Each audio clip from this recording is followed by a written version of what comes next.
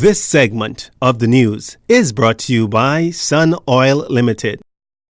Welcome back. The uptick in shootings come just as National Security Minister Marvin Dames confirms that the tender process has been completed for body cams and that if all goes as planned, Parliament's to make the decision on who's to provide the equipment by next week. Well, we had quite a number of companies apply, responded to the RFP. Right. But we've now, the selection team would have narrowed that down now to the one company that would have met all of the requirements and that is best suited to provide to the Bahamian people a quality service. Because at the end of the day, that's what we as a government is all about. Right. You know, we're looking for the best in breed, but in addition to that, those companies that will come to the table that will provide the best quality service, the best quality equipment to our men and women in law enforcement, and the Bahamian people will get value for money. The plans to sign this particular contract next month at latest. We're finalizing contracts with the company selected to provide drones to our law enforcement agencies. So that has already been finalized. And we're finalizing contracts for the additional 507 cameras that we as the government say that we will provide as the next phase for the CCTV project.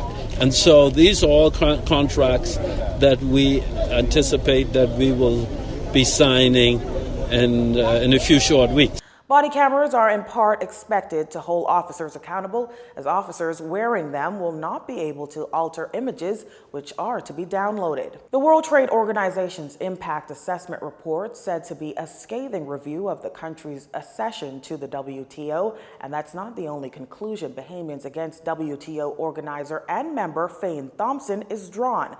As far as he sees it, the government is in a quandary when it comes to the idea of joining the organization. If you listen very carefully to what the report actually reveals, it examined the nature of the Bahamian economy, it talked about the cyclical nature of our economy, it talked about the drawbacks of the economy, and then it made a very, very simple suggestion that there were structural reforms which were needed before.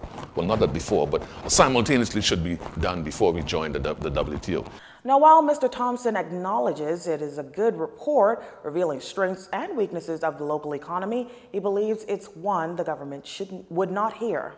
But if I were to hazard a guess, this was not a report which the government wants to hear. This was not a report which would lead them naturally to want to join the WTO. This is a report which would tell them, stop, pause, kick this down the road. Let's do what we have to do for the Bahamas if we're going to join the WTO. We in Porto do not believe that you make silly decisions. And if you join, you should be prepared, like a good Boy Scout. You don't prepare as you join, you prepare before you join. You don't go without your uniform if you're a good Boy Scout. You prepare, you iron your shirt, you get ready. So that when you make your presentation, you're organized and you're prepared. That report was scathing in terms of its conclusion that the Bahamas government should not bother with this WTO.